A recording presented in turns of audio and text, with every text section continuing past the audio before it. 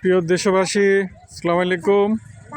আমরা এখন কোম্পানিগঞ্জ সোনাগাজী নদীবন্দর কাম সমুদ্র বন্দরে আছি। এটা কোম্পানিগঞ্জ চরফকিরা গুচ্ছগ্রাম জেটিতে। এখানে নদী 3 কিলোমিটার চওড়া। বঙ্গোপসাগর থেকে সন্দ্বীপ চ্যানেল হয়ে এই কোম্পানিগঞ্জ সোনাগাজীতে এই সমুদ্র বন্দর আমরা আশা করছি ভবিষ্যতে, কেননা ব্রিটিশ আমলে এখানে সমুদ্র বন্দর ছিল।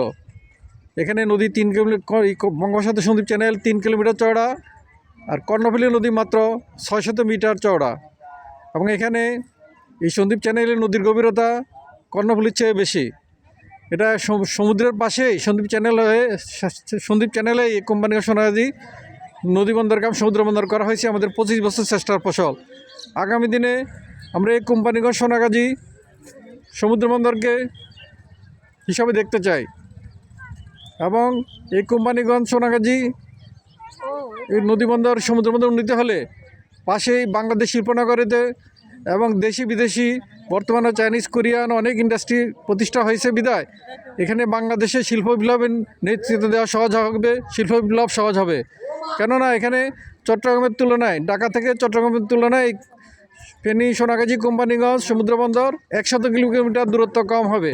ফলশ্রুতিতে ট্রাক ভাড়া কম লাগবে, জাহাজ জট এখানে হবে না, এবং দ্রুততম সময়ে পণ্য আমদানি রপ্তানি করা, জাহাজ থেকে খালাস করা, লোড করা সহজ হবে। এবং এই কোম্পানিগঞ্জ সোনাগাজী সমুদ্র বন্দর হওয়ার ফলে শত শত ইন্ডাস্ট্রি গড়ে উঠবে, হাজার হাজার লোকের কর্মসংস্থান হবে। এখানে বিদেশি হাজার হাজার কোটি বিলিয়ন ডলার বিনিয়োগ হবে, দেশ উন্নত সমৃদ্ধ হবে, বাংলাদেশ শিল্প বিপ্লব সহজতর হবে।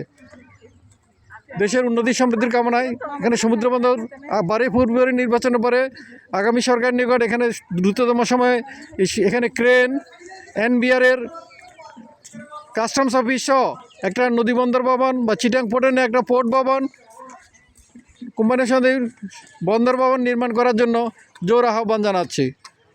আশা করি বাংলাদেশের উন্নয়নে এই কোম্পানিগঞ্জ সোনাগাজী নদী বন্দরকে দ্রুততম সমুদ্র বন্দর উন্নীত করা হবে।